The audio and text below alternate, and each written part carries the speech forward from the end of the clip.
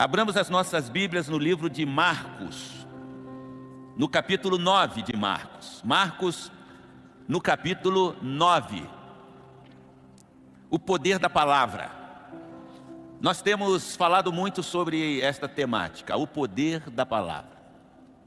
Há poder nas nossas palavras, mas no mundo espiritual, só há poder se a tua palavra estiver totalmente irrigada, mergulhada no Espírito Santo de Deus. Caso contrário, será apenas as tuas palavras. E eu vejo aqui neste capítulo 9 de Marcos, alguns ensinamentos muito interessantes. O escritor Marcos, o evangelista Marcos, ele fala primeiramente neste capítulo sobre a transfiguração de Jesus. E vocês conhecem muito bem esta história. A partir do versículo 2, o texto nos diz assim: 6 dias depois, Jesus tomou consigo Pedro, Tiago e João, e os levou a um alto monte, onde ficaram a sós. Ali ele foi transfigurado diante deles. Suas roupas se tornaram brancas, de um branco resplandecente, como nenhum lavadeiro no mundo seria capaz de branqueá-las. E apareceram diante deles Elias e Moisés, os quais conversavam com Jesus. Eu quero ainda fazer uma breve oração. Feche os teus olhos. Pai, permita que a tua palavra penetre no mais profundo dos nossos corações e que provoque mudanças, porque se não for assim, tuas palavras não terão sentido nesta hora. Mas pela certeza de que temos que as tuas palavras produzem milagres, produzem mudanças, é que nós te pedimos, fale aos nossos corações, em o nome de Jesus. Amém e amém. Jesus chama aqueles discípulos para uma experiência sobrenatural. E aí vem-nos a primeira indagação: por que Jesus chamou apenas Pedro, Tiago e João e não chamou os demais? Qual for a razão? E para mim, no estudo da palavra do Senhor, nós concluímos que há níveis espirituais, como há níveis de fé, como falarei posteriormente. Há nível. Aliás, apenas como exemplo, Romanos 12:3 diz-nos: conforme a medida da fé. Então, se a fé tem medidas, o nível espiritual das pessoas também tem medidas. Não é sem razão que nos reunimos em culto, não é sem razão que promovemos eventos como acabamos de mencionar, face a face, para que as pessoas tenham a oportunidade de se aprofundarem no relacionamento com Deus. Porque a nossa vida espiritual só terá sentido dependendo do nível espiritual que nós tivermos. Não podemos permanecer apenas na superfície da fé. Temos que descer ao mais profundo, mergulhar de cabeça. E este é o propósito: que a gente mude de nível. Eu não sei qual a avaliação que você faz de si mesmo. Qual o nível espiritual que você tem experimentado desde que se converteu? Aliás, a impressão que tenho é que muitos caíram de nível, porque quando as pessoas creem em Jesus, elas querem incendiar o mundo, elas dão a vida por Jesus, elas querem ganhar almas para Cristo, elas querem virar o mundo de cabeça para baixo. E com o passar do tempo, parece que esse fogo do Espírito vai se apagando. E é tudo que o diabo quer. Por isso o apóstolo Paulo nos adverte dizendo: não extingais o Espírito de Deus. Não permitais que o Espírito de Deus vá se atrofiando na tua vida a ponto de você não sentir a manifestação do poder de Deus em você. E assim como nos esforçamos, aqueles que gostam de exercício físico, você tem que se esforçar. Quem faz exercício físico, cada vez vai pegando mais peso, mais peso, mais peso, e vai se fortalecendo, vai se fortalecendo, vai se fortalecendo. Se você quer ter músculos espirituais, você precisa cada vez mais pegar mais peso, mais peso, mais peso. O que significa isso, pastor? Mergulhar de cabeça na palavra, na oração, na dedicação ao Senhor. Esse é o exercício que Paulo diz que é proveitoso em Romanos capítulo 12. E eu vejo aqui nesse texto que esses homens tinham músculos espirituais. Por isso Jesus não chamou a todos. Pedro, Tiago e João, eles puderam experimentar um pouquinho daquilo que nós experimentaremos na eternidade diante do Senhor Jesus. Eles viram Moisés e Elias.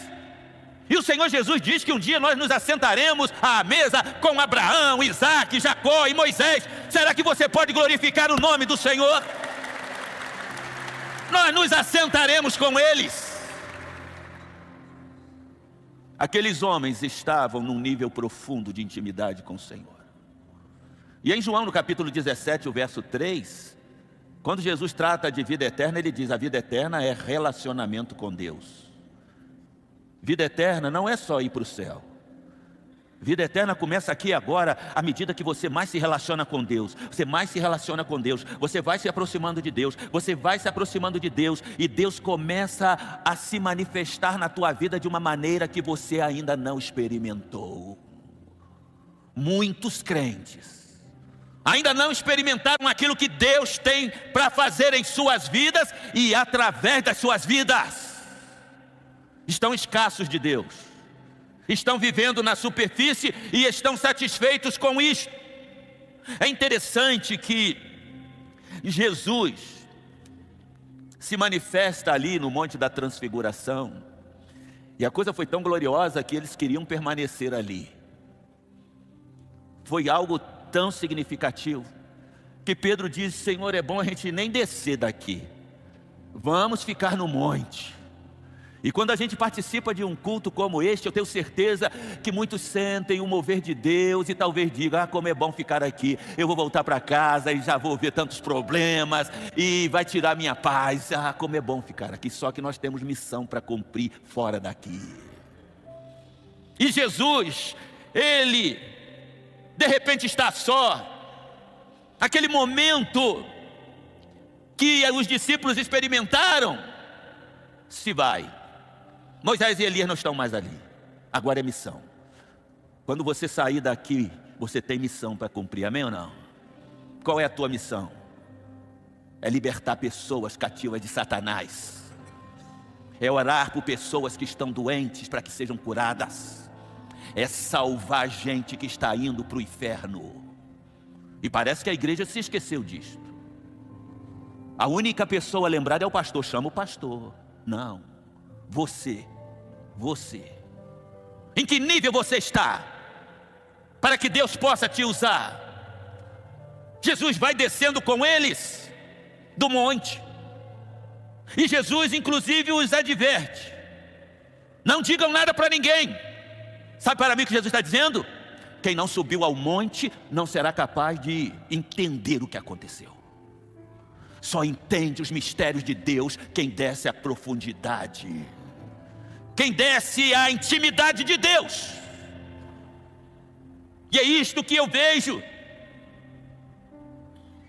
Eles não viram mais ninguém naquele monte, mas agora eles descem e têm um grande desafio. E olha que eles eram como nós.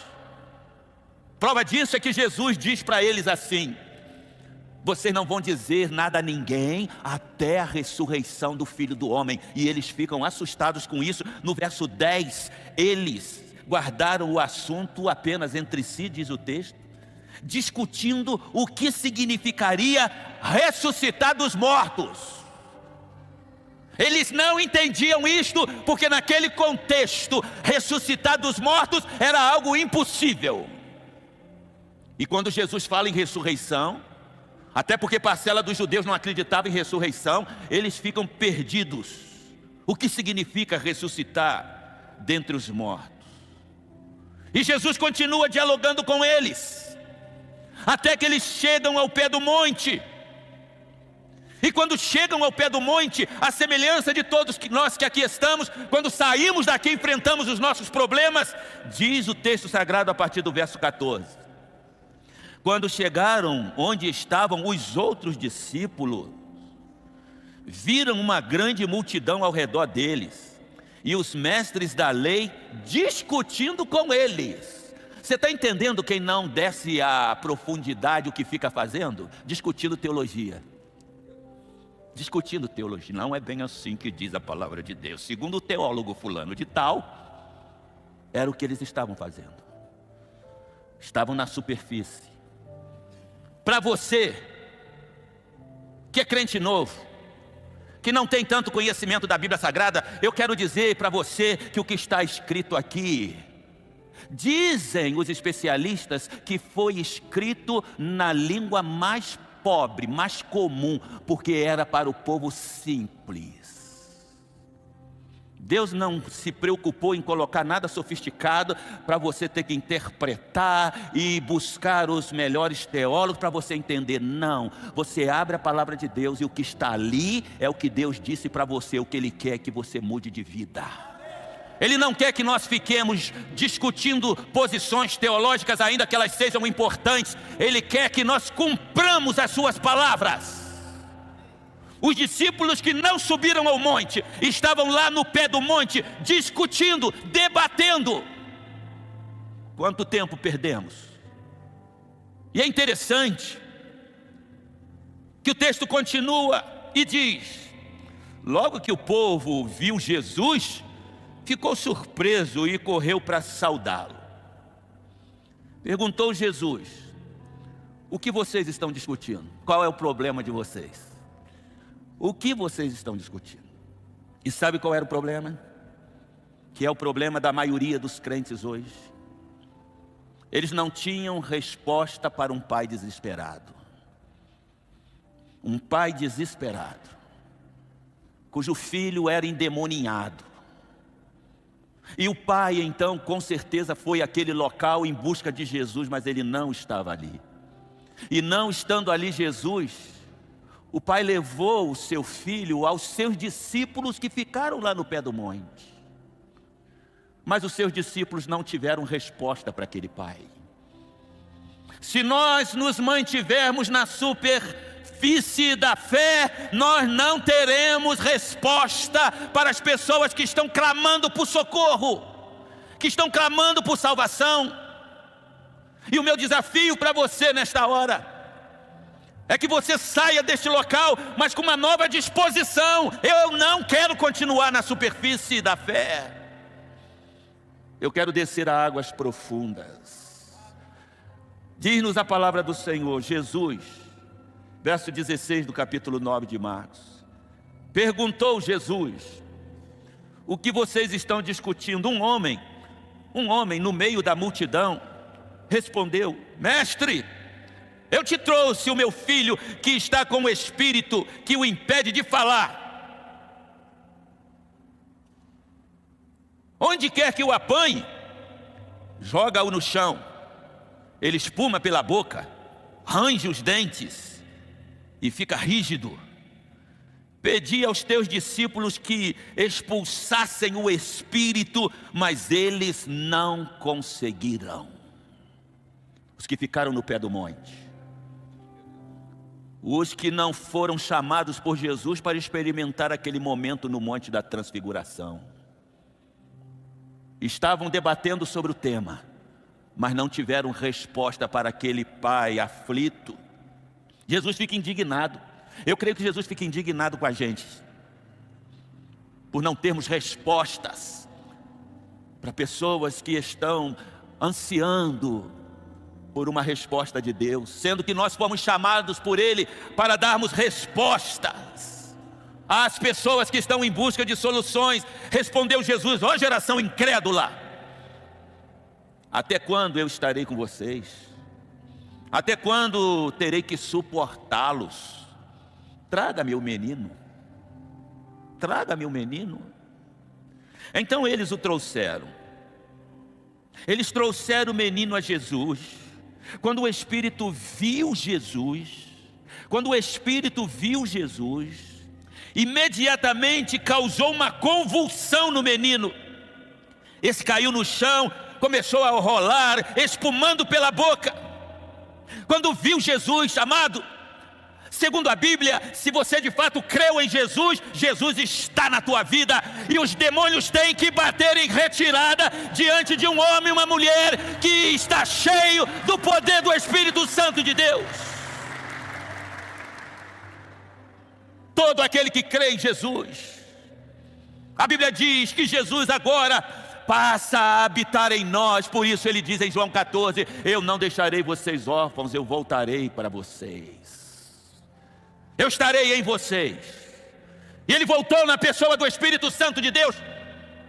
Como podemos ter crentes tímidos, amedrontados, que não têm respostas para esta geração que clama por socorro? Eles levaram o menino a Jesus, e o demônio viu Jesus. Os espíritos maus sabem quem é Jesus, e se Jesus está vivo na tua vida, meu amado, os demônios vão bater em retirada, milagres vão acontecer, pessoas serão salvas pelo poder transformador de Jesus. Ele está buscando homens e mulheres que ele possa levar ao monte, a um patamar diferenciado, e não pessoas que ficam apenas no pé da montanha. Deus tenha misericórdia de nós. Jesus perguntou ao pai do menino: há quanto tempo ele está assim? Desde a infância, respondeu o pai. Desde a infância. Você já percebeu quantas crianças às vezes dão um trabalho para os pais que não é coisa natural? E você percebe que há alguma coisa de espiritual do mundo das trevas infernizando a vida daquelas crianças. Eu já visitei casa aqui assim. Graças a Deus, porque os pais a cada dia me dizem: ele está melhor, pastor, ele está melhor, pastor, ele está melhor. Crianças endemoniadas. E os pais muitas vezes não têm a menor compreensão disto.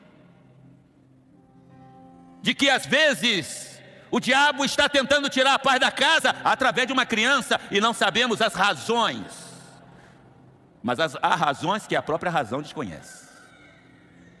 E os espíritos imundos são tão terríveis que eles se aproveitam até de crianças. E por isso você precisa criar os seus filhos no caminho do Senhor, consagrá-los no caminho do Senhor, dedicá-los ao Senhor.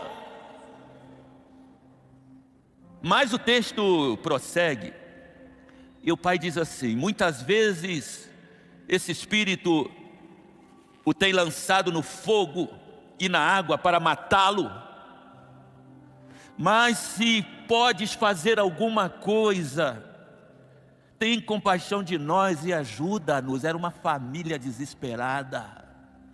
Mas se podes fazer alguma coisa, tenha compaixão de nós e ajuda-nos.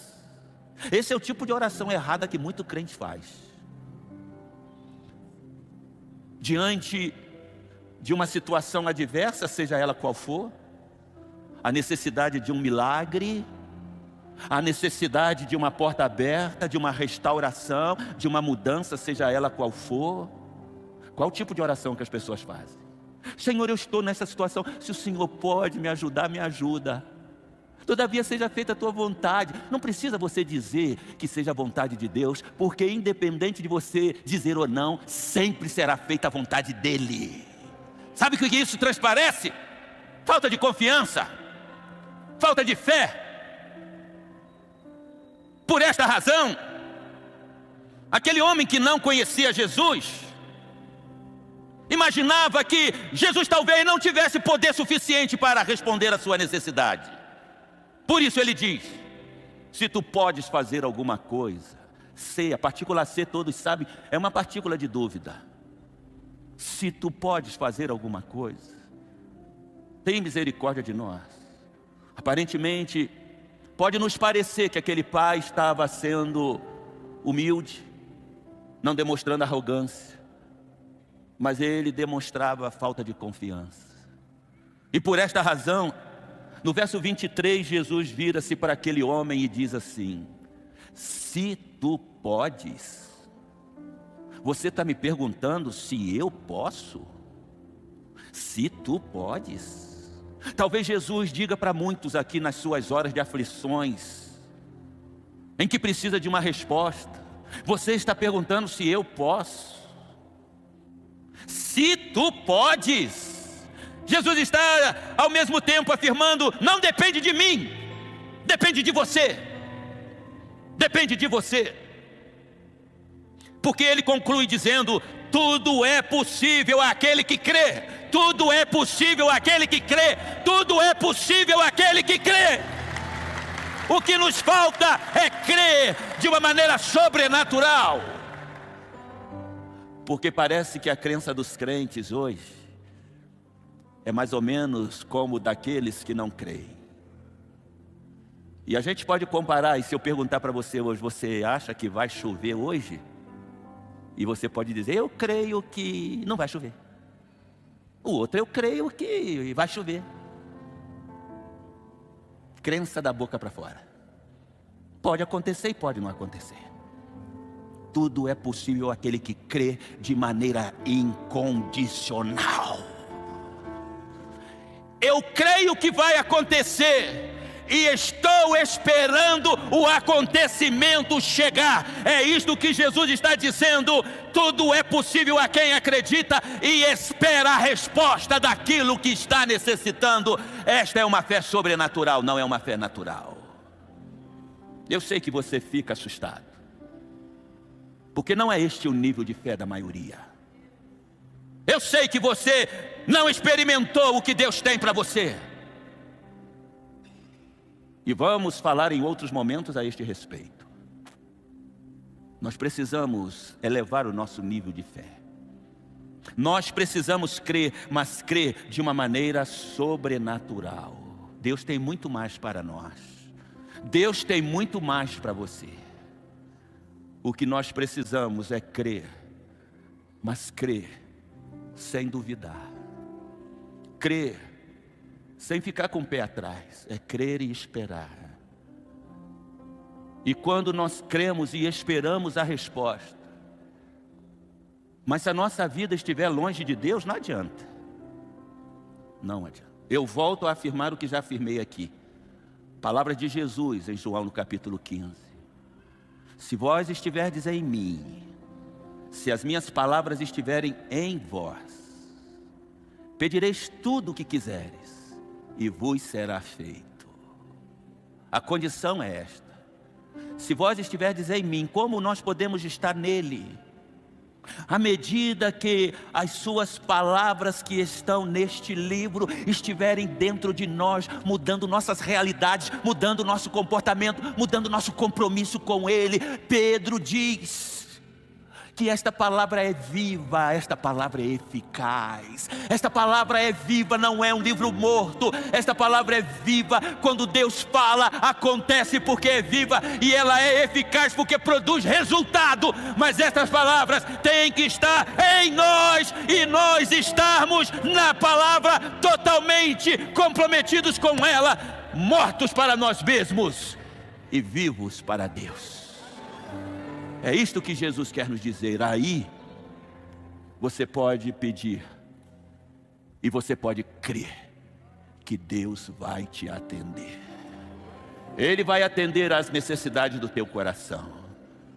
Ele está buscando homens e mulheres que saiam da superfície e subam com Ele ao monte para experimentar da glória que Deus tem para manifestar em nossas vidas, e que o nome dele seja glorificado hoje e sempre. Aleluia, aleluia, aleluia ao Cordeiro de Deus.